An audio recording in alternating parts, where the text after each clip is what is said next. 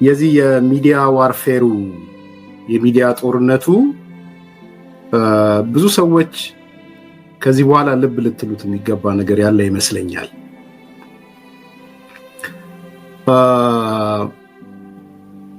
ርብርቡ አሁን በዋናነት የሚዲያ ርብርብ ሆኗል። አሁን በዋናነት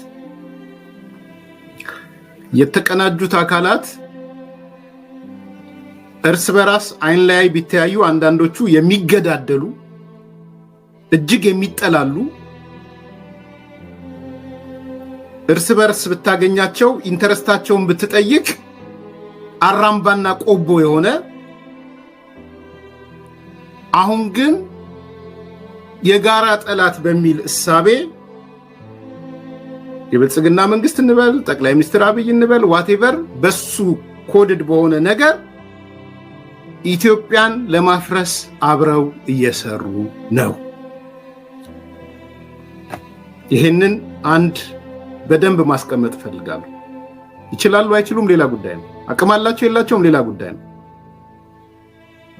የሩጫቸው የመቀናጆቸው ብዛት ስመለከተው ግን አሁን የሆነ የመጣ ነገር አለ። ብዙ ሰው ከኮሪደር ምናምን ብቻ ያያይዘው አይቻል ኖ ዳስ ኖት እንትን አንድ ያቀናጃቸው እየተረባረቡበት ያለ ነገር አለ።